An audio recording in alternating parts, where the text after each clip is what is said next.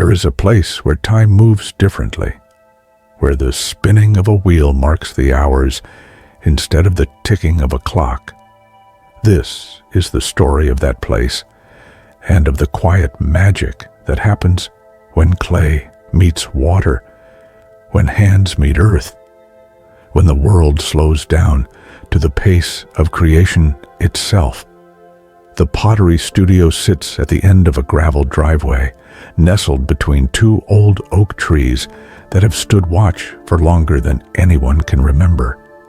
Their branches create a canopy overhead, filtering the sunlight into soft, dancing patterns that play across the weathered wooden door. The door itself is painted a faded blue, the color of a summer sky that has been gently worn by years of opening and closing, of welcoming and farewelling. On this particular afternoon, as the sun begins its slow descent toward the horizon, that blue door opens with a familiar creak.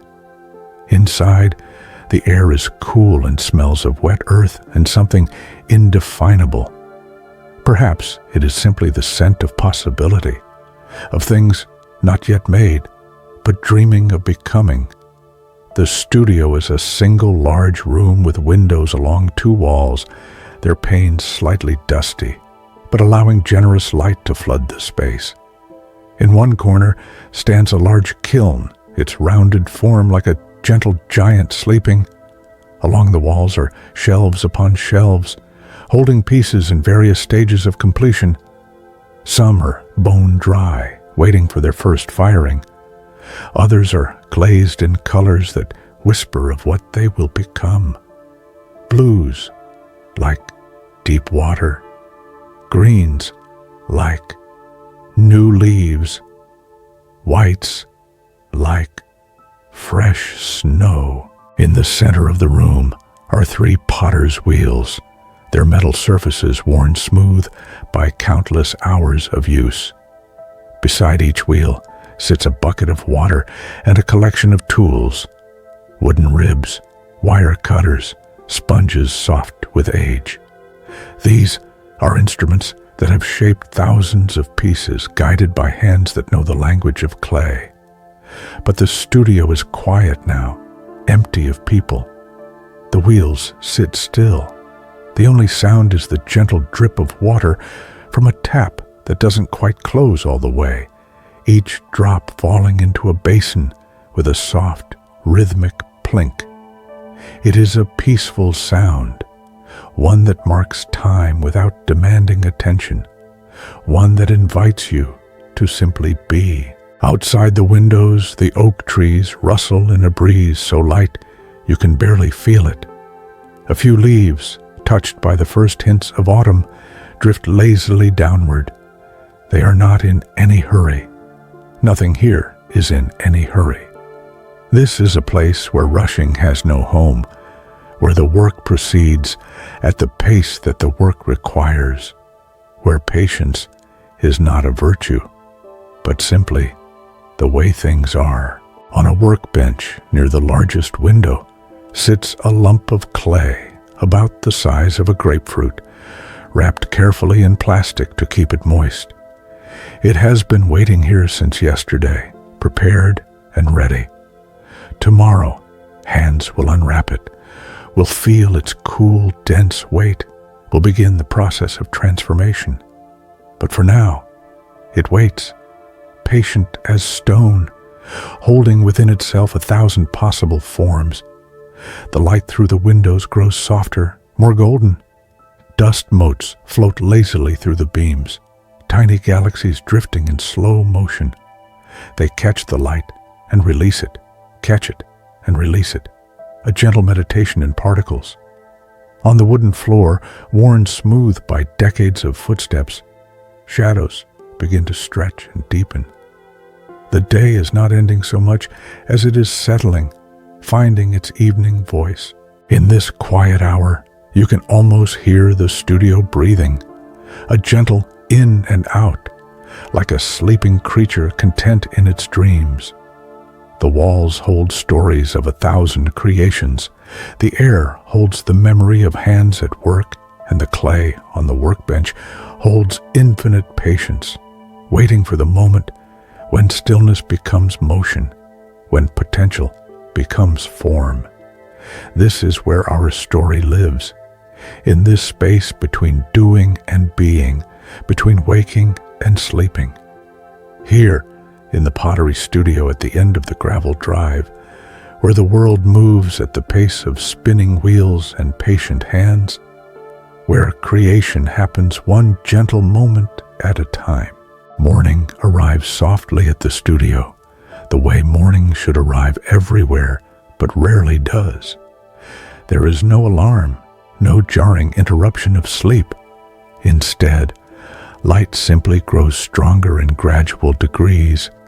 Birds begin their conversations in the oak trees, and the world remembers itself slowly, piece by gentle piece. The blue door opens again, and this time someone enters. Her name is Sarah, though names are less important than the quality of presence. And Sarah has a particularly quiet way of being present. She moves through the studio with the ease of long familiarity, not turning on harsh overhead lights, but instead opening windows to let in the natural morning glow. She wears an apron that was once white, but has been transformed over years into a canvas of earth tones, browns and grays, and the occasional splash of glaze color. It is a map of her work, a record of 1,000 sessions at the wheel. She ties it around her waist with movements that have become ritual, a signal to herself that the day's work is beginning. But beginning does not mean rushing. Sarah fills a kettle and sets it on a small hot plate in the corner. While the water heats, she walks the perimeter of the studio, checking on pieces from previous days. Here, a set of bowls waiting for their final sanding. There, a tall vase that has been bisque fired and now stands ready for glazing. Each piece receives a moment of attention, a gentle touch, an acknowledgement of its existence and progress. The kettle begins to whisper, then sing. Sarah makes tea, something herbal and gentle, chamomile perhaps, or lemon balm. She wraps her hands around the warm mug and stands at the window, looking out at the oak trees, at the way their leaves move in the morning breeze. She's not thinking about what she will make today. She's not planning or strategizing. She's simply arriving fully to this moment, to this place, allowing herself to settle like sediment in still water. After a while, 5 minutes or 20, time being flexible here, she sets down her mug and moves to the workbench where the clay waits. She unwraps it carefully, the plastic falling away like a shed skin. The clay is cool and dense in her hands, perfectly conditioned from yesterday's preparation. She can feel its potential, the way it wants to move, the forms it might become. But before she goes to the wheel, there is wedging to be done. This is the process of preparing clay, of working out air bubbles and achieving uniform consistency. It is physical work, but gentle, a rhythmic pushing and folding, pushing and folding. Sarah's hands know this rhythm like they know their own heartbeat. Push with the heels of the palms, fold the clay over itself. Quarter turn, push again. The wedging table is made of plaster, its surface cool and slightly porous, perfect for this work. The sound of clay meeting plaster is a soft thud, repeated over and over, creating its own meditation. Thud, fold, turn, thud, fold, turn. Sarah's breathing synchronizes with the movement. There is nothing else in this moment but hands and clay and the ancient rhythm of preparation. After perhaps 100 repetitions, she stops. The clay has been transformed from a lump with potential inconsistencies into a smooth, homogeneous mass. She can tell by touch, by the way it responds to pressure, by some knowledge that lives in her hands rather than her mind. She forms it into a rough cone shape. This will make it easier to center on the wheel, and carries it to the middle pottery wheel, the one she prefers, the one whose quirks and rhythms she knows most intimately. The wheel is a simple machine, a round metal plate called a wheel head, a motor underneath that can spin at variable speeds, a pedal to control that speed. But in its simplicity lies infinite possibility. Every bowl, every vase, every mug that spins into being on this wheel is unique, marked by the intention and attention of the maker. Sarah places the clay cone on the center of the wheel head, pressing firmly to make it adhere. She dips her hands in the bucket of water beside the wheel. The water is cool and clean, and her hands emerge dripping. She places them on the clay, presses the pedal, and the wheel begins to turn. The spinning clay is hypnotic to watch, mesmerizing in its circular perfection. But Sarah is not watching. Her eyes are partly closed, her attention focused entirely on the feel of the clay beneath her hands. This is the process called centering, bringing the clay into perfect rotational symmetry, making it spin true and even. It requires pressure, but not force. It requires firmness, but not tension. The clay moves beneath her hands, wobbling at first, off balance. But gradually, through steady pressure and patient attention, it begins to settle. The wobble decreases, the clay rises into a smooth cone, then is pressed down into a dome, perfectly centered, perfectly balanced. There is something deeply satisfying about centering clay, about taking something chaotic and bringing it into harmony. It is a meditation, a practice in patience and presence. You cannot rush it, you cannot force it. You can only work with what is, applying steady pressure, making minute adjustments, staying connected to the clay and to the moment.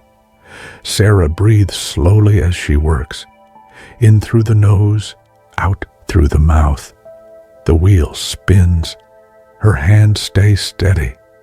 The clay finds its center, and in finding its center, seems to find a kind of peace. It stops fighting, stops wobbling, and simply is. A perfect dome of potential, ready now for shaping, for transformation, for becoming. The centered clay spins on the wheel, a smooth dome catching and releasing light with each rotation. This is the moment that potters call opening, when the solid mass becomes hollow, when the walls of a vessel begin to emerge from the dense clay. Sarah's hands are positioned carefully now. Her left hand braces the outside of the clay, while her right hand approaches from above, fingers extended, thumb tucked. As the wheel spins, she presses her fingers down into the very center of the dome. Slowly, slowly, they sink into the clay, opening a well. The sensation is remarkable. Cool, dense clay, parting beneath her fingers, accepting the intrusion, reshaping itself. She presses down until her fingers are about half an inch from the wheel head, leaving enough clay for the bottom of the bowl she is forming. This measurement is done entirely by feel, by experience, by knowledge stored in the body rather than the mind. Now comes the widening of the opening.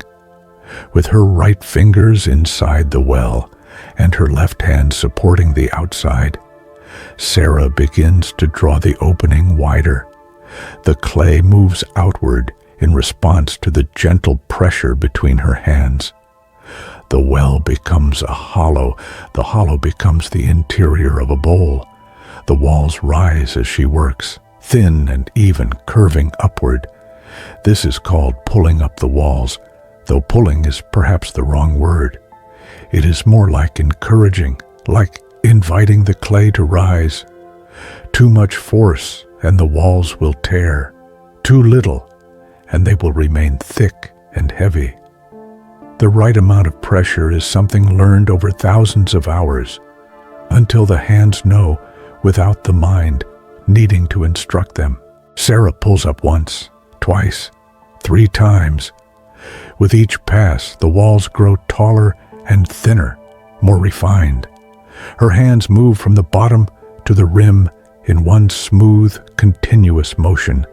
The left hand outside, the right hand inside, a slight pressure between them that encourages the clay to elongate, to stretch toward the sky. Between each pull, she pauses. This is important. Clay needs rest, needs time to regain some firmness before the next pull. During these pauses, Sarah cleans excess water from inside the bowl with a sponge, smooths any irregularities, checks the rim. Her movements are unhurried, attentive. There is nowhere to rush to, no deadline pressing. There is only this bowl, this moment, these hands at work. The wheel continues its steady rotation, the soft whir of the motor, a constant background hum. Through the studio windows, morning light pours in, illuminating the space with a warm glow. Outside, a cardinal lands on a branch of one of the oak trees. Its red plumage is startling against the green and brown of the leaves. It tilts its head, appears to look toward the studio, then begins to sing a series of clear, whistled notes that seem to celebrate the simple fact of being alive. Sarah makes her 4th and final pull. The walls of the bowl are now as thin and even as they need to be, rising in a gentle curve from the base to the rim.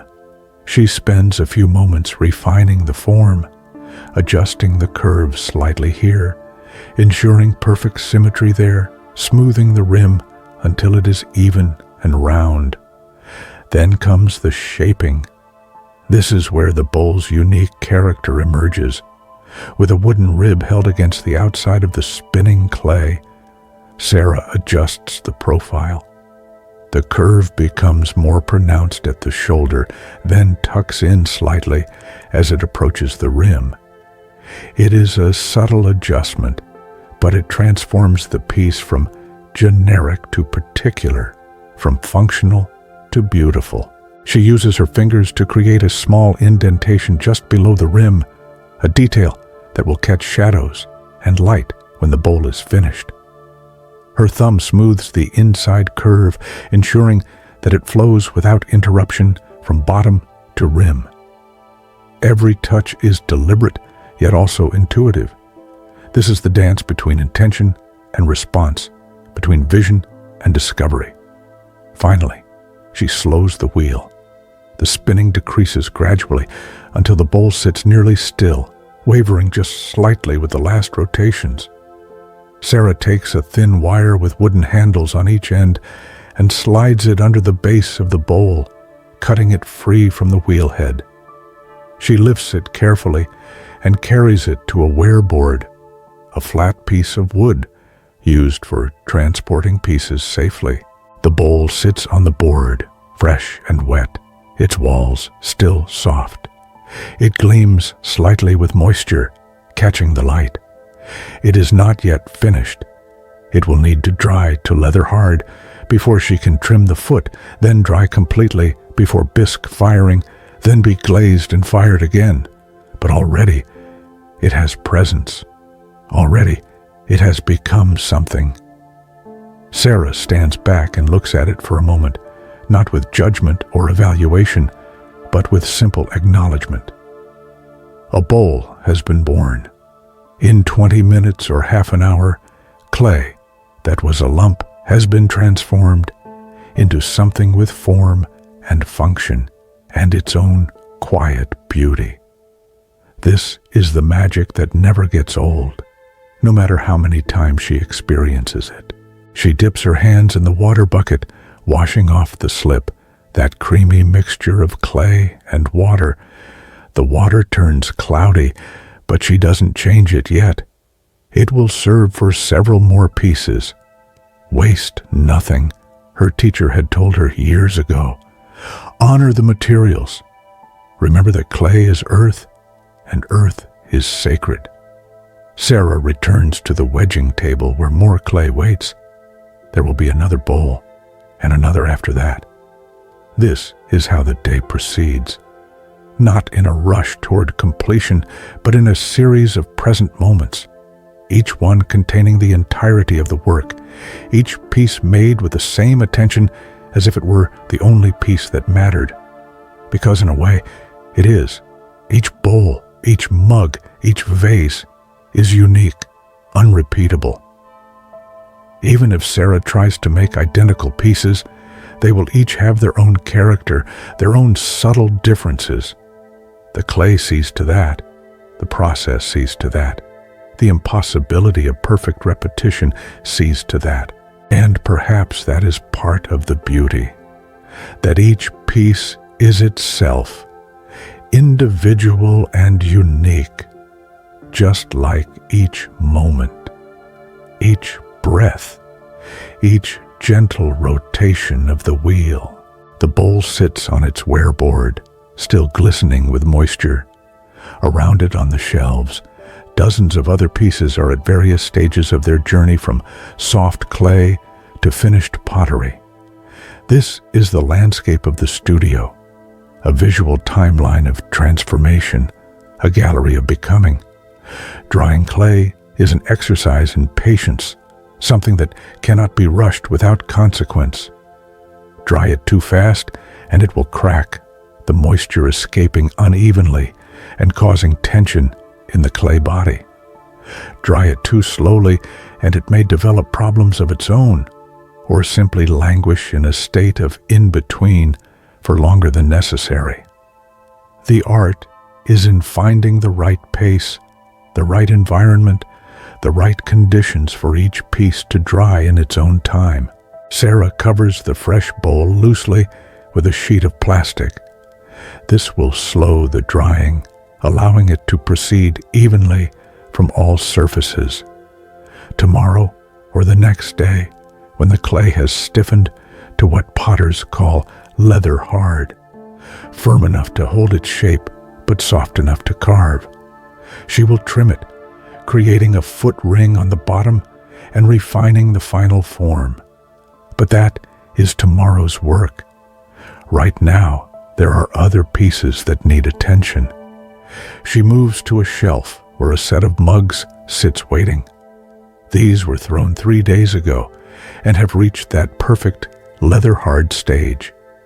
She carries them, one at a time, back to the wheel. Trimming is a quieter process than throwing, more contemplative. The wheel spins more slowly now.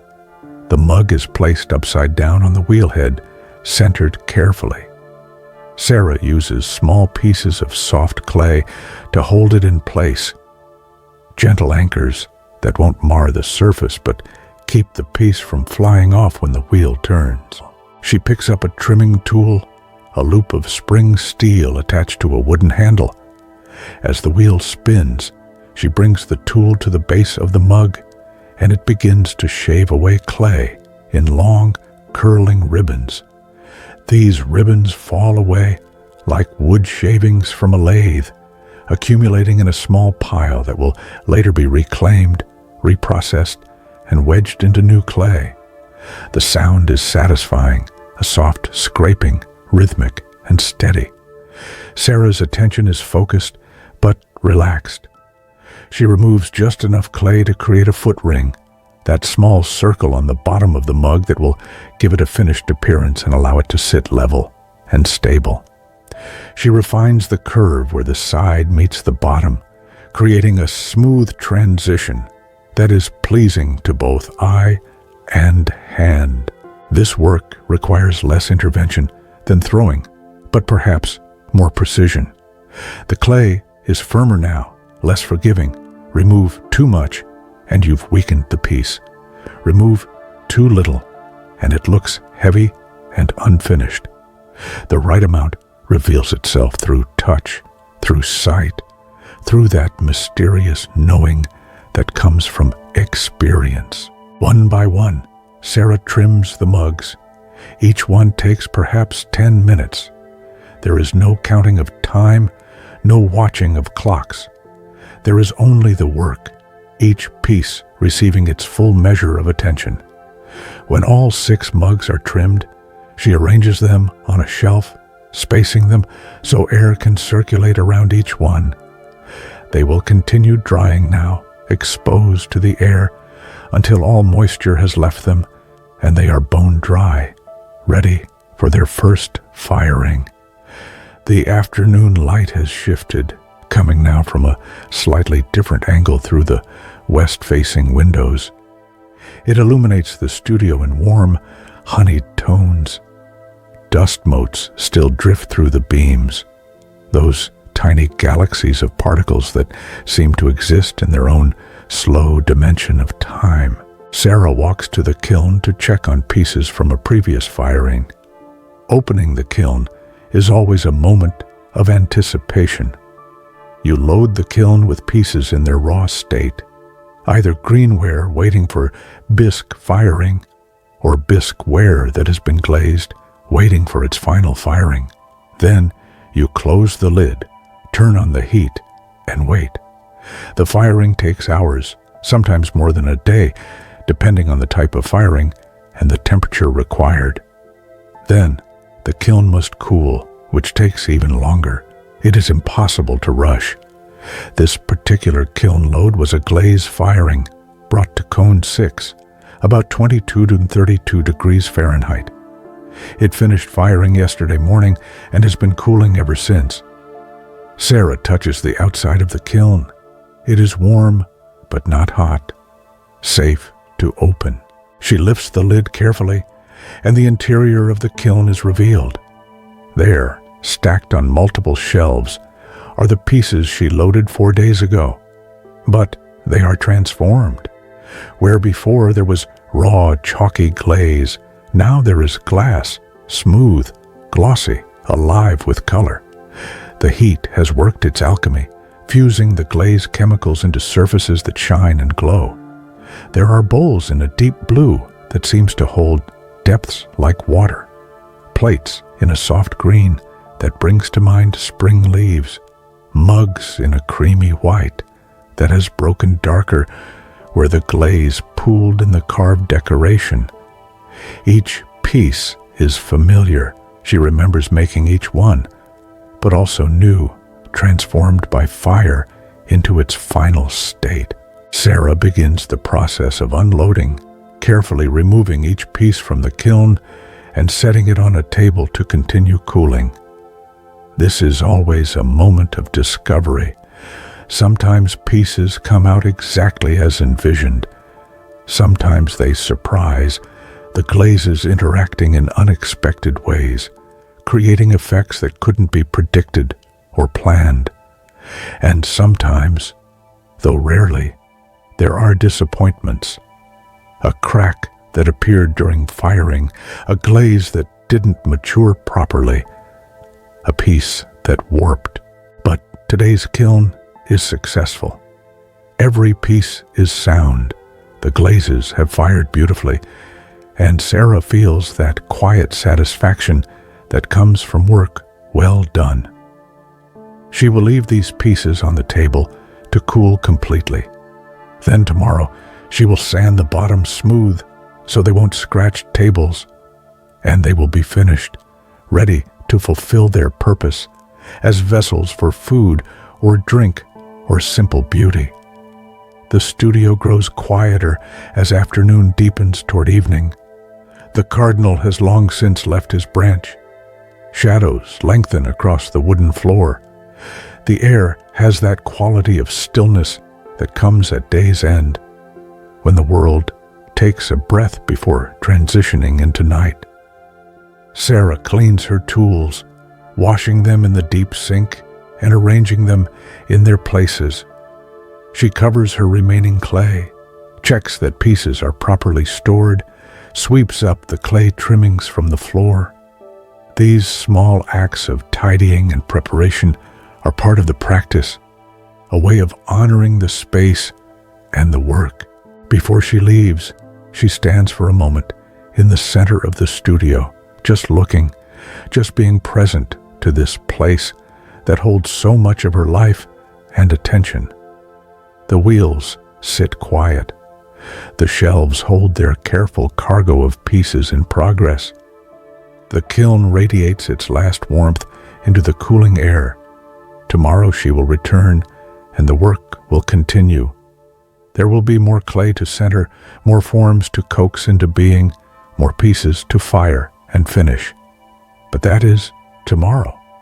Right now, there is only this moment of stillness, this feeling of completion that comes not from finishing everything, but from giving each thing its proper attention, its full measure of care. Sarah unties her apron and hangs it on its hook by the door. She takes a last look around, then steps out into the evening, pulling the blue door closed behind her with that familiar creak. The oak trees rustle softly in the breeze. The gravel crunches under her feet as she walks to her car. Above, the first stars are beginning to appear in the darkening sky. The studio settles into its evening quiet, waiting patient and still for tomorrow's return. There is a small room at the back of the studio, not much bigger than a closet, where the glazes are mixed and stored. This is Sarah's laboratory, her apothecary, the place where earth and chemistry meet to create surfaces of endless variety and beauty. The room is lined with shelves holding jars and buckets of glaze, each one labeled in Sarah's careful handwriting. Celadon, Tenmoku, Shino, Chun. The names themselves are poetry, many of them originating from ancient Chinese and Japanese pottery traditions. Behind these names lie recipes, careful measurements of minerals and chemicals that, when combined with water and applied to clay, will transform in the fire into glass. But today, Sarah is not mixing new glaze. Today, she is glazing a set of bowls that have been bisque fired and are ready for their final decoration. The bisque firing has transformed them from fragile greenware into a harder, more durable state, though they are still porous, ready to accept the glaze. She carries the bowls into the glaze room and sets them on a clean work surface. Then she begins the process of choosing glazes, a process that is part science, part intuition, and part experience. Each glaze has its own character, its own way of breaking over edges, its own final color and texture. Some are reliable and predictable. Others are wild cards, never exactly the same twice. Sarah chooses a blue glaze for the interior of the bowls, a dependable recipe that fires to a smooth, satiny finish the color of a deep lake. For the exterior, she selects a different glaze, one that has more variation, that tends to create subtle color shifts and textures that make each piece unique. The glaze sits in a bucket, thick and creamy, the consistency of heavy cream or thin yogurt. Sarah stirs it thoroughly with a long stick, making sure all the materials are in suspension, evenly distributed throughout the liquid. This is important. If the heavier materials have settled to the bottom, the glaze will not apply evenly or fire correctly. She picks up the first bowl, holding it by the foot ring. Then, with a smooth motion, she pours glaze into the interior, swirling it around to coat all surfaces, then pouring the excess back into the bucket. The entire process takes perhaps 5 seconds, but the result is a perfectly even coating of glaze covering the inside of the bowl. The outside is more complex. Sarah uses tongs to hold the bowl by the rim, then dips it into a different bucket of glaze, submerging the exterior up to just below the rim. The glaze adheres to the porous bisque surface immediately, and when she lifts the bowl out, it is completely coated. She holds it for a moment, allowing excess glaze to drip back into the bucket, then sets it on a rack to dry. Where the two glazes overlap at the rim, they will interact during firing, creating a subtle transition between the interior and exterior surfaces. This is part of the art, understanding how glazes will behave not just individually, but when they meet and mingle in the heat of the kiln. Bowl after bowl, Sarah repeats this process. Each one is dipped, coated, set aside to dry. Her movements are practiced, efficient, but not rushed. There is a meditation in the repetition, a satisfaction in the physical work. Her hands are covered in glaze slip now, and she washes them periodically in a bucket of water, the water gradually turning milky with suspended materials. Some potters prefer to brush glazes on, building up layers with careful strokes. Others use spray guns, creating fine, even coatings that can be precisely controlled. But Sarah prefers dipping when she can. It is faster, uses less glaze, and creates a certain spontaneity in the application that she appreciates. The glaze goes where it wants to go, drips in unpredictable ways, creates its own patterns. When all the bowls are glazed, she carries them carefully to a shelf in the main studio, where they will dry before loading into the kiln. The glaze coating, now wet and smooth, will dry to a powdery, fragile surface. It must not be touched or bumped. Even a fingerprint will show in the final fired piece. Sarah returns to the glaze room and begins the cleanup process. Buckets are covered and stored. Tools are washed. The work surface is wiped down. She is meticulous about this, knowing that cleanliness in the glaze room prevents contamination, prevents unwanted colors or textures from appearing in the fired work. As she works, her mind is already moving ahead to the kiln loading. These bowls will join other pieces that are ready for firing. Some mugs that were glazed yesterday, a large vase that has been waiting for the right moment to be included in a load. Loading a kiln is like solving a three-dimensional puzzle, fitting pieces of various sizes and shapes into the limited space of the kiln, making sure that no glazed surfaces touch each other or the kiln shelves, ensuring that heat can circulate properly around each piece. But that is work for another day. The glazed pieces need time to dry completely before they can be handled again, before they can be loaded into the kiln for their final transformation. Sarah steps out of the glaze room and closes the door behind her. The afternoon light in the main studio has grown soft and diffuse, filtered through a thin layer of clouds that has moved across the sky.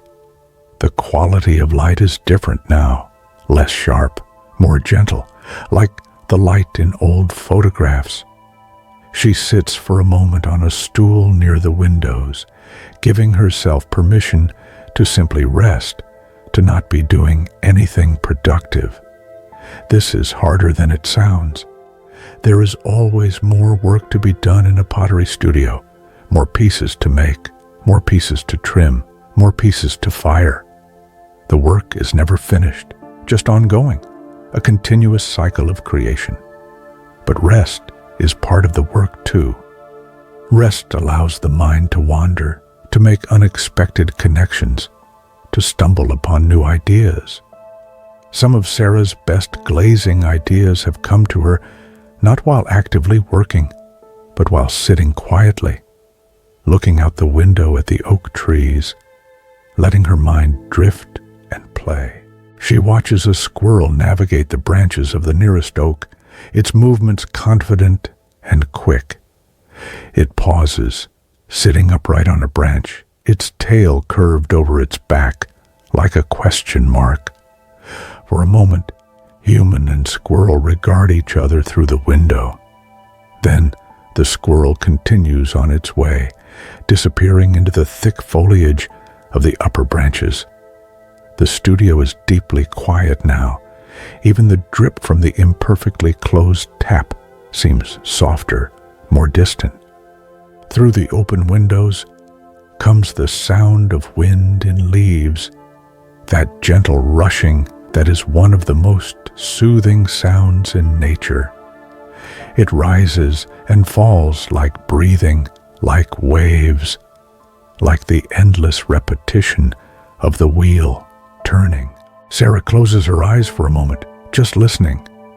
There is so much to hear when you truly listen, not just obvious sounds like the wind or birds, but subtle sounds too. The tick of the cooling kiln, the creak of the building settling, her own breath slow and steady, the aliveness of the space, the way a room that holds creative work seems to have its own presence, its own quiet vitality. When she opens her eyes again, the light has shifted slightly. Time has passed, 5 minutes or 15, she isn't sure. It doesn't matter. She stands, stretches, and moves to the sink to wash her hands one more time, getting the last traces of glaze from under her nails, from the creases of her knuckles. Tomorrow, she will load the kiln. The day after, she will fire it. And 2 days after that, when the kiln has cooled, she will open it to discover how the glazes have transformed in the fire, what surprises or confirmations await. But that is the future, and the future can take care of itself. Right now, in this present moment, the work is done. The bowls are glazed and drying. The studio is clean and ordered. Everything is exactly as it should be. The glazed pieces have dried overnight, and today is kiln loading day. This is a task that requires careful planning and even more careful execution. Each piece must be placed precisely in the kiln, supported properly, positioned so that glazed surfaces don't touch anything they shouldn't. Sarah begins by examining each piece, checking for any drips or runs of glaze that might have occurred during application. On the bottom of each bowl and mug, she carefully scrapes away any glaze that has gotten onto the foot ring. If left there, the glaze would melt and fuse the piece to the kiln shelf, ruining both piece and shelf. It's a small detail, but an important one. The kiln itself stands in the corner like a sturdy barrel, about 3 feet tall and 2 feet in diameter. It's an electric kiln with heating elements embedded in the walls. When fired, these elements will glow orange, then white, heating the interior to temperatures that would melt glass, that would reduce paper to ash in seconds. But now it is cold, empty, waiting to be filled. Inside the kiln, Sarah begins to construct the load from the bottom up. First goes a kiln shelf, a flat circular piece of special refractory ceramic that can withstand repeated heating and cooling.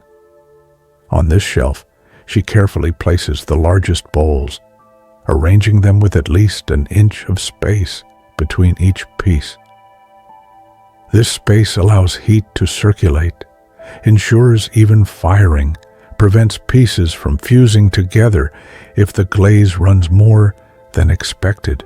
Each piece is positioned with care. Sarah considers not just the space it occupies, but also the space around it, the way heat will flow, the way glazes might behave. Years of experience have taught her to read these things, to anticipate how the kiln environment will affect each piece. When the first shelf is full, she places small ceramic posts at strategic points. Then another shelf on top of those posts. This creates a second level for more pieces.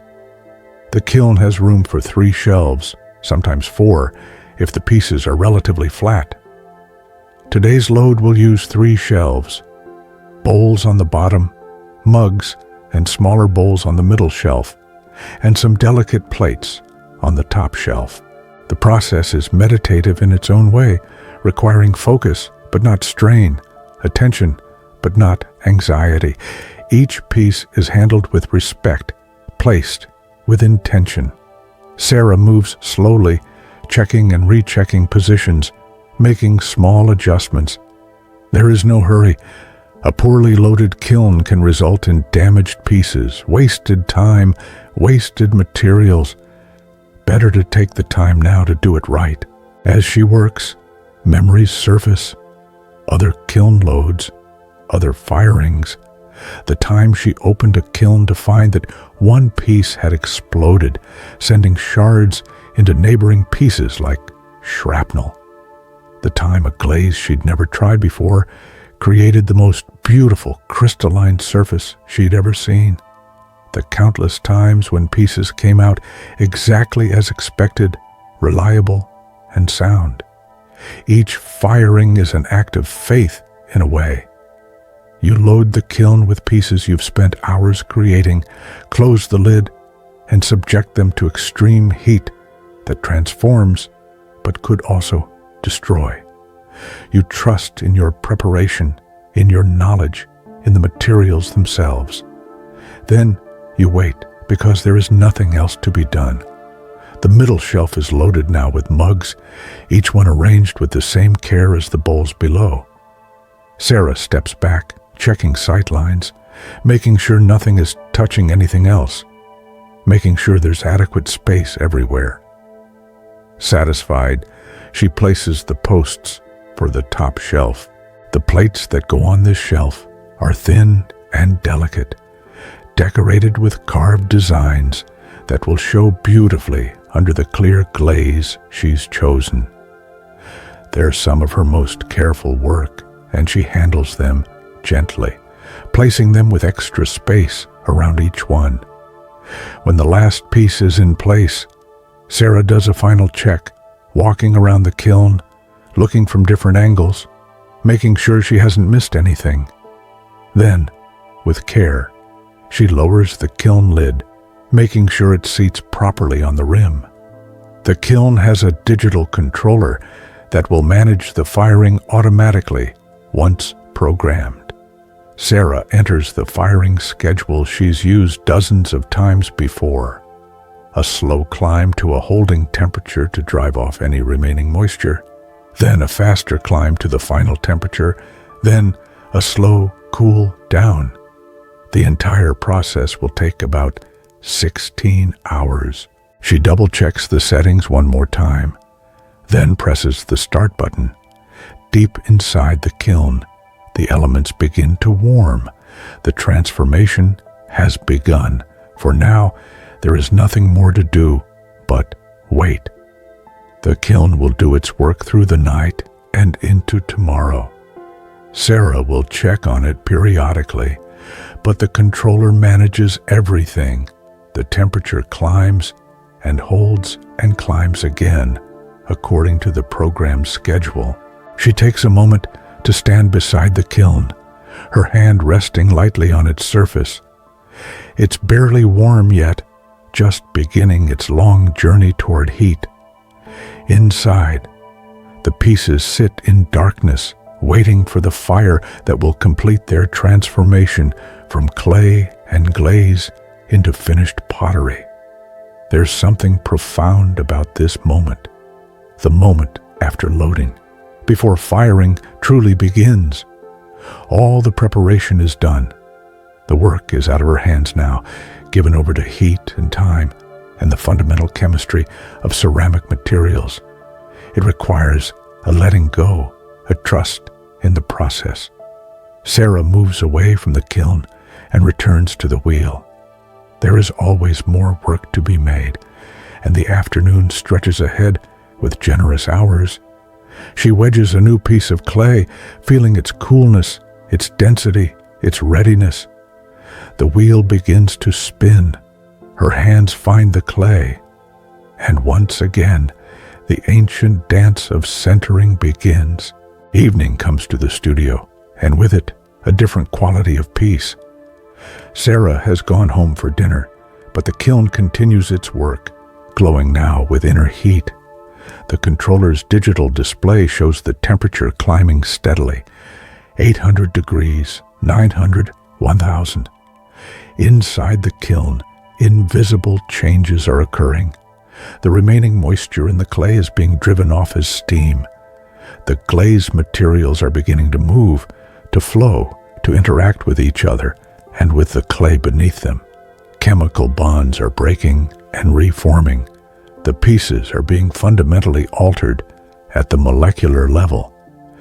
If you could see inside the kiln at this moment, you would see the pieces sitting in the orange glow, heat shimmering in waves.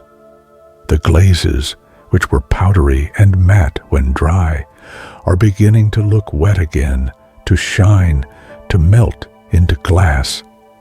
Colors are emerging, not yet their final hues, but hints of what they will become. The studio around the kiln is dark, except for the small glow of the controller's display and the faint light that escapes from the peephole in the kiln lid. This small hole allows pyrometric cones to be seen, special ceramic markers that bend and melt at specific temperatures, providing a visual confirmation that the kiln is reaching the desired heat.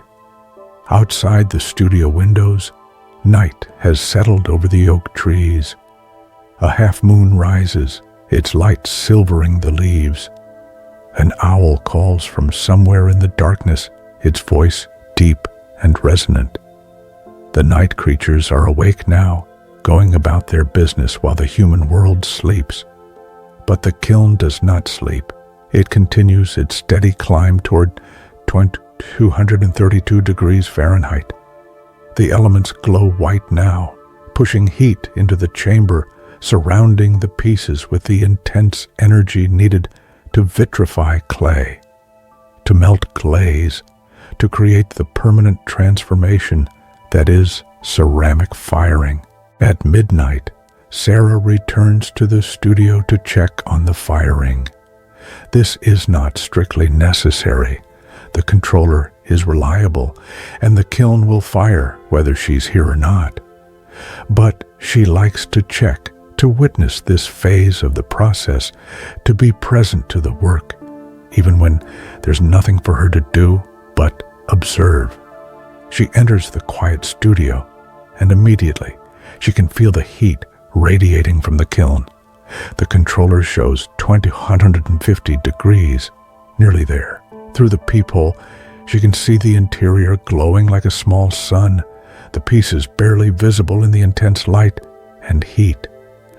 Sarah sits on a stool a safe distance from the kiln and simply watches. There's something mesmerizing about a firing in progress, something primal. Humans have been firing clay for thousands of years, and this process, heat transforming earth into stone, connects her to every potter who has ever lived, ever worked, ever fed clay into fire, and waited to see what emerged. She thinks about the pieces inside, remembering the making of each one, the feel of the clay under her hands as she centered and pulled, the decisions about form and proportion, the choice of glazes. All of that work, all those decisions, are now being tested by fire. Some pieces will emerge exactly as envisioned. Others will surprise her. And perhaps one or two will teach her something new about materials, about process, about the endless variables that make ceramics both frustrating and fascinating. The temperature continues to climb. 2180, 2200, 2220. Sarah peers through the peephole again. The pyrometric cone is beginning to bend, softening in the heat. When it bends to touch the shelf below it, that will signal that the kiln has reached the proper heat work. Not just the temperature, but the combination of temperature and time that produces the desired results.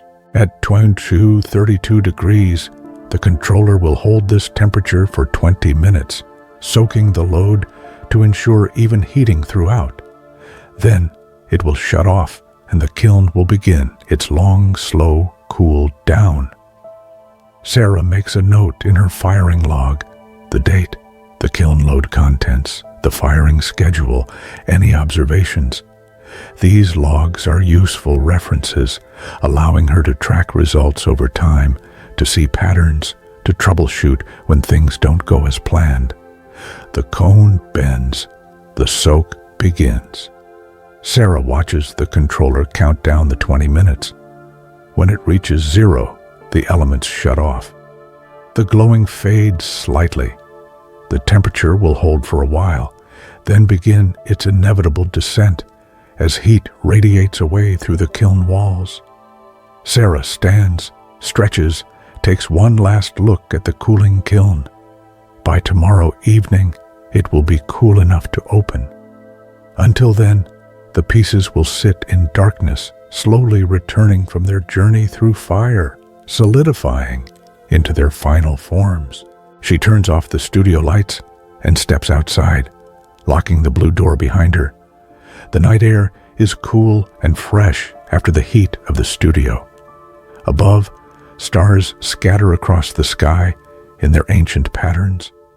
The moon has climbed higher now, smaller but brighter. Sarah drives home through empty streets, the town quiet and sleeping. But in her studio, the kiln continues its work, holding its heat like a banked fire, the pieces inside slowly cooling, degree by degree, hour by hour, returning to the touchable world. The next day passes slowly. Sarah works in the studio on other projects, trimming pieces that are leather hard, mixing a new batch of glaze, organizing shelves. But her attention keeps returning to the kiln, sitting silent in the corner, still warm, still holding its secrets. This waiting is part of the process, perhaps the hardest part. It requires patience of a different kind than the patience needed at the wheel. There, you are actively working, hands engaged, mind focused. Here, you are simply waiting, trusting, allowing time to do what time must do. Opening a kiln too early can be disastrous. The pieces inside are still hot, and sudden cooling can cause them to crack or shatter. The temperature must drop slowly, naturally, until it is safe to open the lid without introducing a shock of cool air. Sarah checks the kiln periodically, placing her hand near the lid to gauge the heat. Morning, still too hot to touch. Midday, warm but not hot. Afternoon, barely warm. By evening, 24 hours after the firing ended, it is finally cool enough. But Sarah doesn't open it right away. She makes herself wait a little longer, building anticipation, honoring the moment. She tidies the studio, sweeps the floor, washes tools. She makes tea and stands at the window, watching the evening light paint the oak trees in shades of amber and gold. Finally, when she can wait no longer, she approaches the kiln. Her hand rests on the lid for a moment, feeling the last traces of warmth. Then she lifts it, and the interior is revealed. There is always magic in this moment, no matter how many times she experiences it. The pieces that went into the kiln as raw, chalky, fragile things have been transformed. The glazes that were powder are now glass, smooth, glossy, alive with depth and color. Sarah begins removing pieces carefully, one at a time. The bowls come out first, and they are beautiful. The blue interior glaze has fired to a deep, rich color, smooth as water. The exterior glaze has created subtle variations, flowing and pooling in ways that make each bowl unique. Where the two glazes met at the rim, they've created a gentle transition, a blending that is more beautiful than either glaze alone. She sets each bowl on the table, giving herself time to really look at each one before reaching for the next. This is not a race. This is a ceremony of sorts, an acknowledgement of transformation, of work completed. The mugs are next, and they too have fired beautifully. The handles are strong and well attached, always a concern, as handles can crack or separate in firing. The glaze has broken nicely over the carved decoration, showing darker in the recesses and lighter on the high points, creating visual interest and texture. Piece after piece, Sarah unloads the kiln. Everything is sound. There are no cracks, no glaze defects, no unwelcome surprises. This is a successful firing, one where everything came together: good preparation, good materials, good process, and perhaps a bit of good fortune. When the kiln is empty, Sarah surveys the table full of finished work. This is the harvest, the tangible result of weeks of work. From formless lumps of clay, these vessels have emerged. Each one is functional, capable of holding water or food or flowers. But each one is also more than merely functional. Each one carries within it the attention and intention and care that went into its making. Sarah picks up one of the bowls, feeling its weight, its balance. She runs her fingers over the smooth, glazed surface, feeling how the texture changes where the glaze pools thicker. She tips it to catch the light, watching how the color shifts with the angle of view. This is what she works for, not perfection, but presence. Objects that are fully themselves, that carry the marks of their making, that exist beautifully in the world. She sets the bowl down and steps back, just looking. The afternoon light slants through the windows, illuminating the finished pieces, making them glow. They sit on the table like a meditation on transformation, on patience, on the alchemy of earth and fire and human hands. There is still work to be done. The bottoms need to be sanded smooth so they won't scratch surfaces, and eventually these pieces will need to be packed and delivered or displayed. But that can wait. Right now, in this moment, it is enough to simply be present to what has been created, to acknowledge the completion of this cycle. Sarah allows herself a moment of satisfaction, of quiet pleasure in work well done. Then she begins the process of sanding the bottoms of the pieces, using a diamond pad to smooth any rough spots left on the unglazed foot rings. This is the final touch, the last bit of refinement that transforms the pieces from fresh from the kiln to truly finished. One by one, she sands each piece, the sound a gentle scratching, rhythmic and steady. It takes only a minute or two per piece, but she gives each one her full attention. Even at this final stage, care matters. When the last piece is sanded, Sarah washes her hands and sits for a moment with a finished bowl in her hands. It is cool now, room temperature, its heat long since dissipated. But in a way, it still holds the memory of fire, the memory of transformation. Looking at it, you would never guess it had once been soft and pliable, that hands had shaped it, that fire had hardened it. It seems to have always existed in this form, permanent and complete. But Sarah knows better.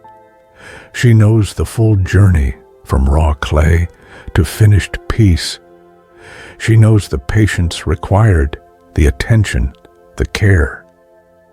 She knows that what appears simple is actually the result of dozens of steps, hundreds of small decisions, thousands of hours of practice.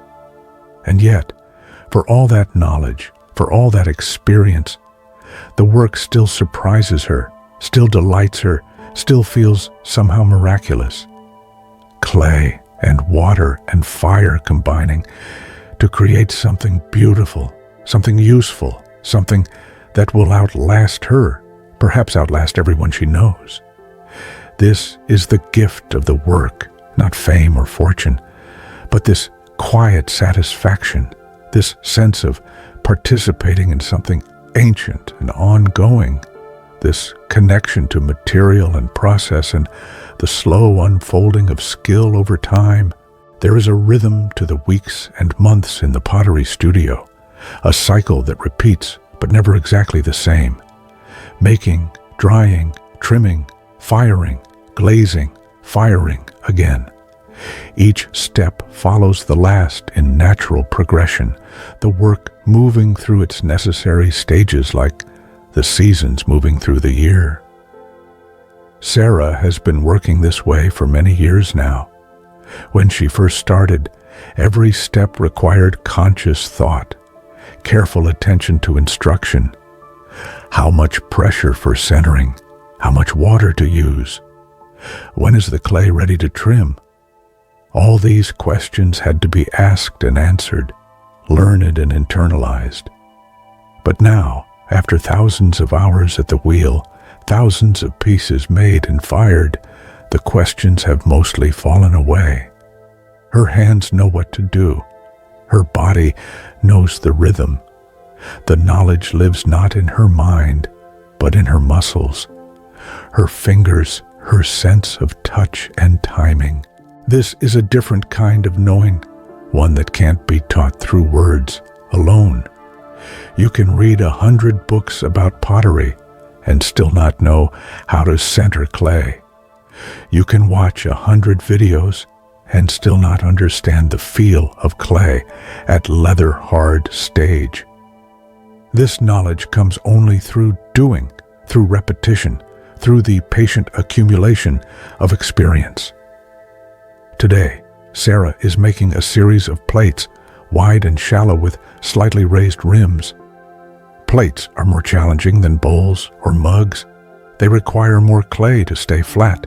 They're more prone to warping, and the wide expanse of surface shows every imperfection.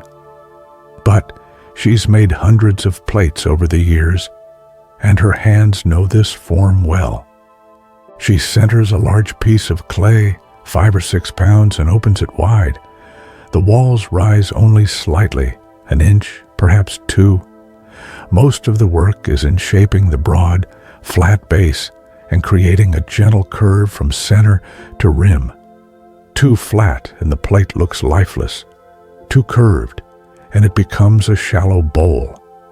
The right amount of curve gives the plate visual interest while maintaining its essential flatness. Her fingers move over the spinning clay, pressing here, smoothing there, making minute adjustments that are felt rather than seen.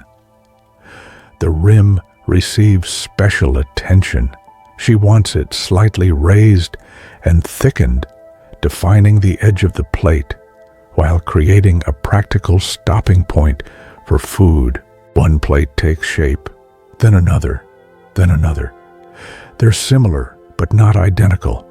Each one carries the subtle variations that come from handwork. This one is slightly wider, that one has a bit more curve. This rim is slightly thicker. These differences don't make them flawed. They make them individual, unique, human. Between plates, Sarah pauses, rests, allows her hands and arms to recover. Throwing large flat forms is physically demanding in a way that smaller pieces aren't. It requires strength, but also the wisdom to know when to rest, when to stop before fatigue leads to mistakes or injury. During one of these pauses, she walks outside for a breath of fresh air. The oak trees are fully into their autumn display now, leaves transformed into brilliant yellows and oranges and reds. They glow in the afternoon sun like flames, beautiful and temporary. A few leaves have already fallen, scattered across the gravel drive in chaotic patterns. Sarah picks one up, studying its structure, the central vein, the smaller veins branching off, the way the leaf tapers from stem to tip. Nature is the original designer, she thinks, and all human making is just a response to what nature has already created. She takes the leaf back inside and places it on her workbench. Perhaps she'll use it as inspiration for a carved decoration on one of these plates. Or perhaps she'll just keep it nearby, a reminder of the world outside the studio, of the larger cycles of growth and decay and renewal that the pottery process echoes in miniature. Back at the wheel, Sarah makes more plates. Her mind wanders as her hands work, thinking about nothing in particular, just letting thoughts arise and pass like clouds across a sky. This is one of the gifts of repetitive work. It occupies the hands and just enough of the mind to keep you present, but leaves room for thoughts to drift, for the unconscious to surface, for quiet insights to emerge.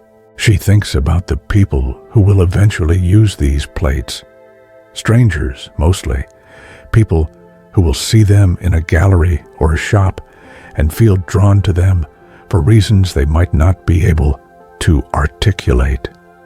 These plates will become part of their daily lives, holding their meals, witnessing their conversations, their solitary dinners, their holiday gatherings. This thought fills her with a quiet satisfaction. The work she does here, alone in this studio, will eventually ripple outward, becoming part of other people's stories, other people's homes. The plates will outlast their first owners, perhaps being passed down to children or grandchildren, accumulating history and memory. Or perhaps they'll break, dropped on a hard floor, chipped in the dishwasher, cracked by thermal shock. This too is part of their nature. Clay is earth, and earth returns to earth eventually. Nothing lasts forever, not even ceramics that survive for thousands of years in archaeological sites. Impermanence is woven into everything, and Sarah has learned to accept this, even to appreciate it. The plates are finished now, a dozen of them arranged on wear boards to dry. They'll follow the same path as every other piece: drying, trimming, bisque firing, glazing, final firing. Weeks from now, they'll be complete, ready to enter the world and fulfill their purpose. Sarah covers them loosely with plastic and turns her attention to cleanup. There's clay slipped to wash off her hands and arms, tools to clean, a work area to tidy.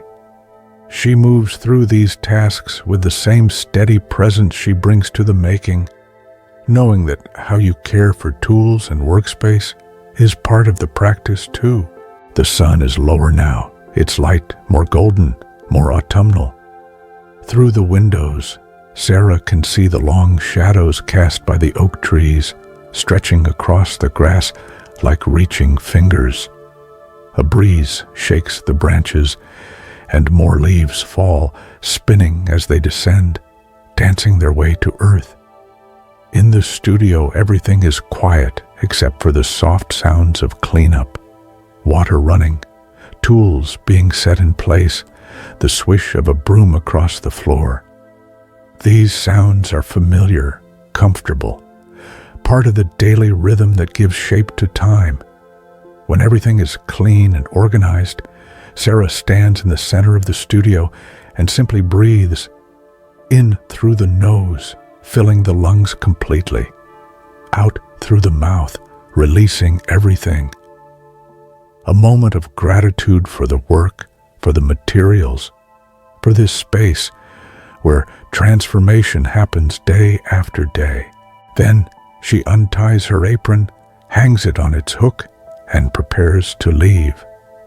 But before she goes, she pauses at the table where the bowls from yesterday's kiln opening still sit.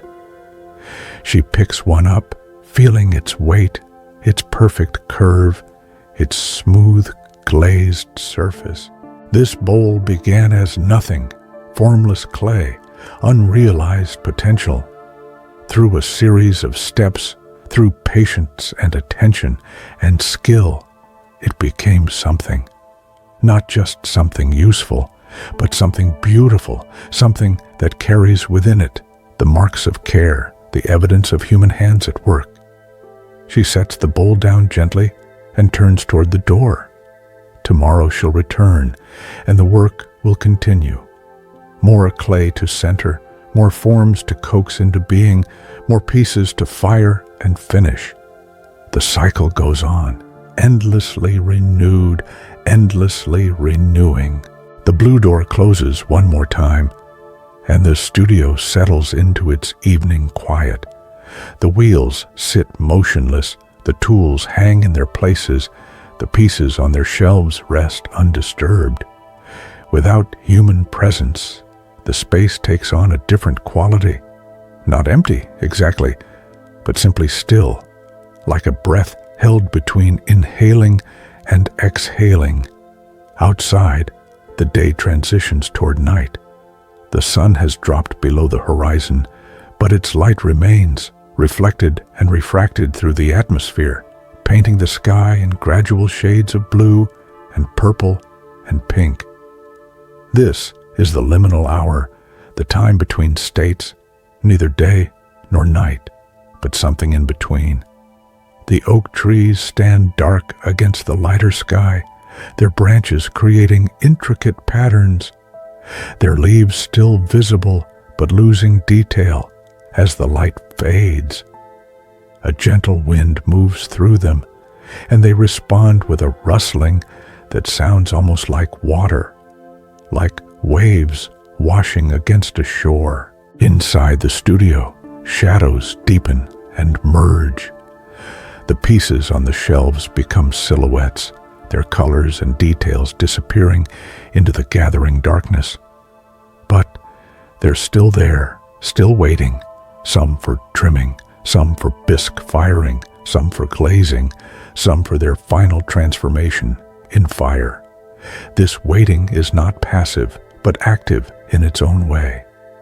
During these hours of stillness, the clay continues its slow changes.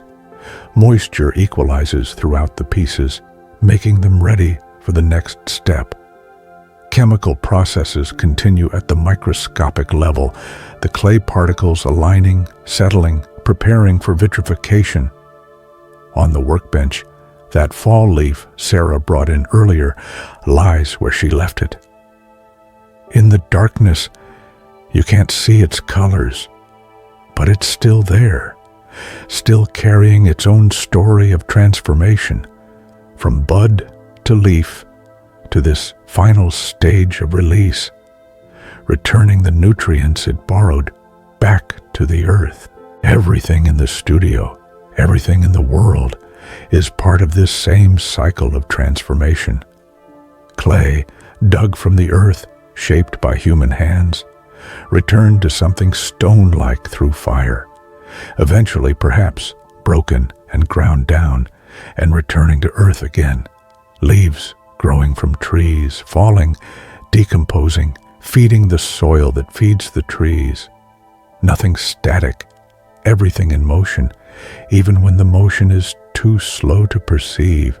The kiln stands cool and dark in its corner. Tomorrow or the next day, Sarah will load it again with bisque ware ready for its first firing. The cycle will repeat, the slow climb of temperature, the hours of heat, the long cool down. Each firing is the same process, yet each one is unique. Each one carries its own small variations and surprises.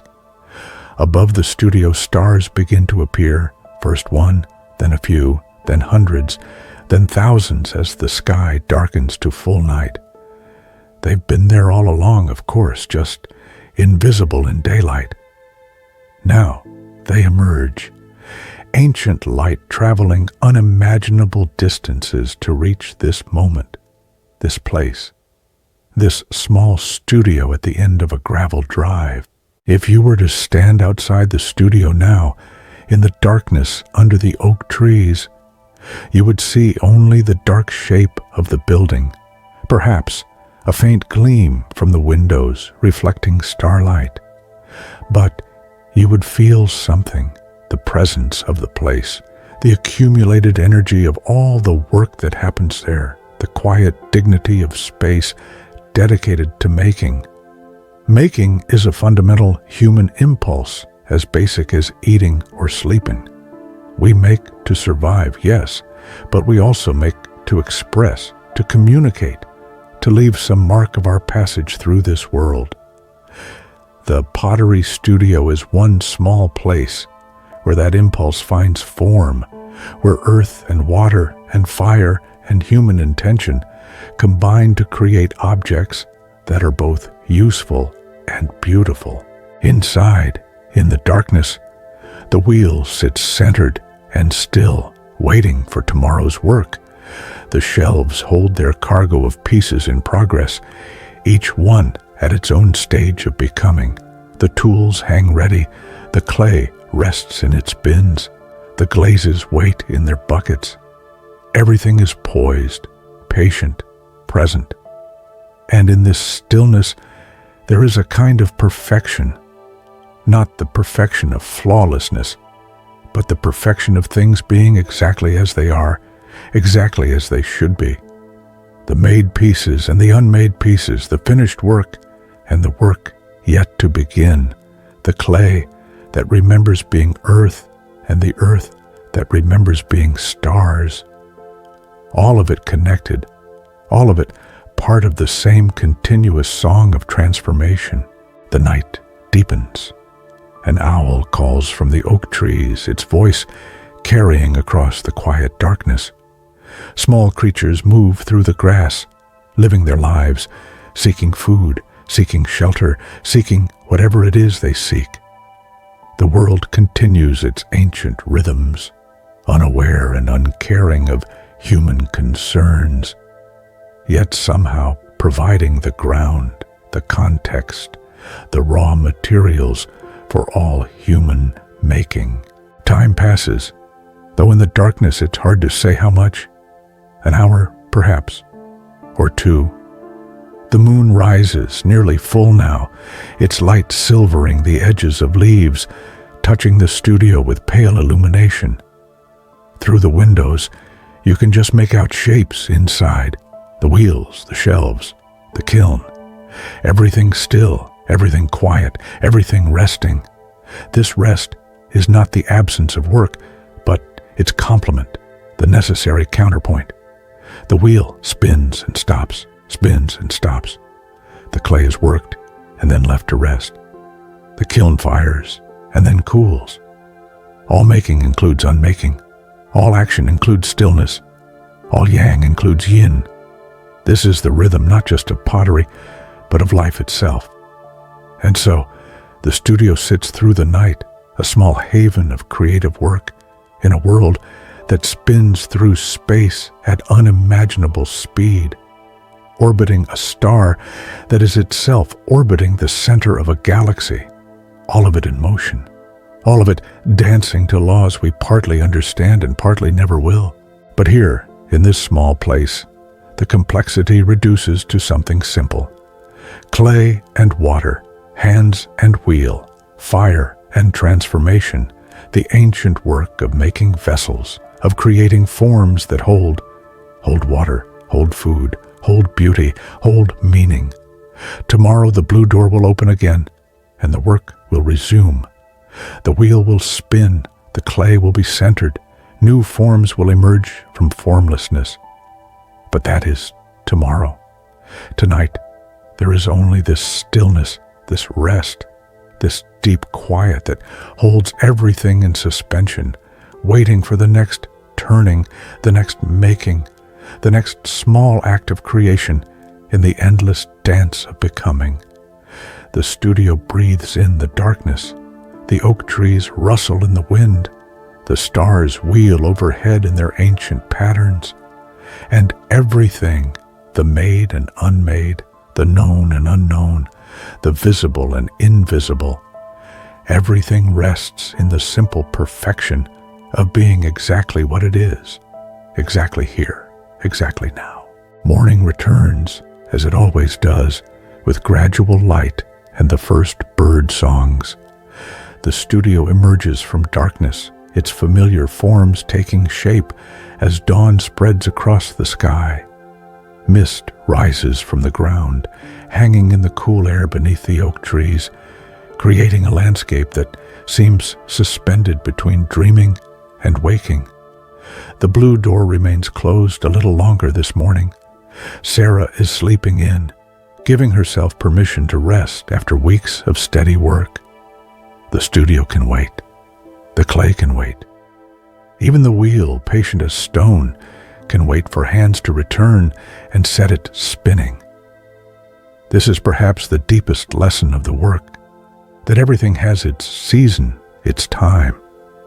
There is a time for making and a time for resting, a time for the wheel to turn and a time for it to be still, a time for fire and a time for cooling, a time for beginning and a time for completing.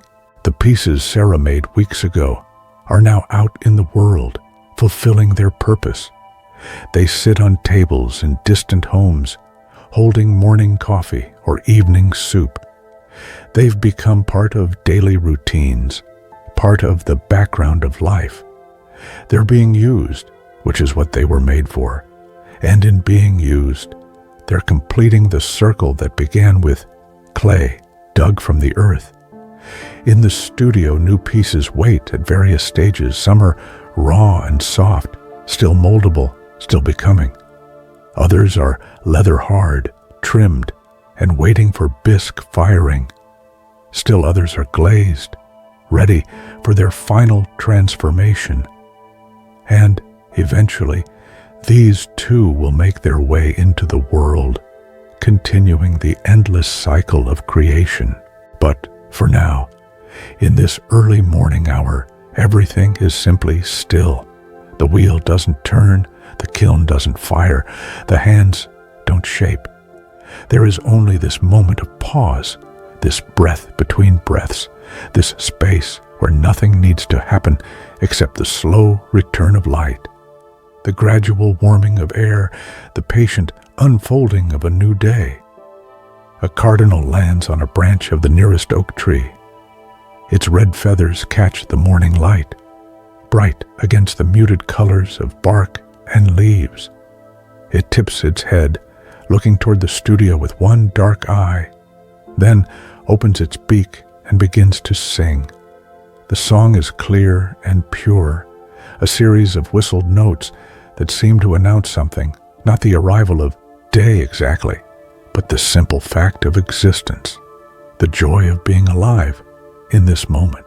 The song carries across the stillness, enters through the studio windows, fills the space with something that isn't quite sound and isn't quite silence, but something in between. It touches the wheels and the shelves and the pieces waiting there. It touches the clay that will be shaped today or tomorrow or next week. It touches everything, and everything receives it. And nothing has changed except perhaps everything has changed in ways too subtle to name. The cardinal finishes its song and flies away, disappearing into the canopy of leaves. The studio returns to silence, but it's a different silence now, not empty, but full, not absence, but presence, not void, but potentiality. This is how every day begins here, how every session at the wheel begins, how every piece begins. With stillness, with quiet, with the simple act of being present to what is. Before hands begin to work, before the wheel begins to turn, before clay starts its transformation into form. And this is also how every day ends, how every firing cools, how every piece completes its journey, returning to stillness, returning to quiet, returning to that fundamental peace that underlies all making, all doing, all becoming. The studio sits bathed in gentle morning light, waiting without impatience, present without grasping, simply being what it is. A place where transformation happens, where earth becomes art, where human hands and ancient materials meet and create something new that is also somehow very old as the first person who picked up wet clay and discovered it could be shaped, could be formed, could be fired into something permanent and beautiful and useful. This is the story of the pottery studio, but it is also the story of all creative work, all patient labor, all mindful attention to process and material. It is the story of finding rhythm in repetition, meaning in making, peace in presence. And it is a story without end, because each completion is also a new beginning. Each finished piece suggests the next one. Each firing teaches something that will inform the next. Each day at the wheel builds skill that will show up in tomorrow's work. The circle turns, endlessly renewing itself, endlessly offering new possibilities. Clay to form, form to firing, firing to function, function back eventually to earth, earth to clay again. Round and round, like the wheel itself, like the seasons, like the ancient patterns that underlie all existence. The blue door will open soon. Hands will return to shape clay. The wheel will spin. New pieces will begin their journey from formlessness to form.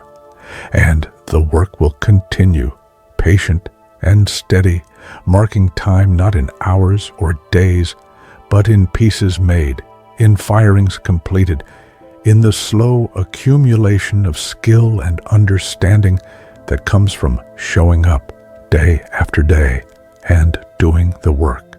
But all of that is still ahead. Right now, there is only this moment, this stillness, this light, this quiet peace that asks nothing and offers everything. Rest here a while. Let your breath slow and deepen. Let your mind settle like sediment in still water. Let yourself simply be, without doing, without striving, without going anywhere or becoming anything other than what you already are.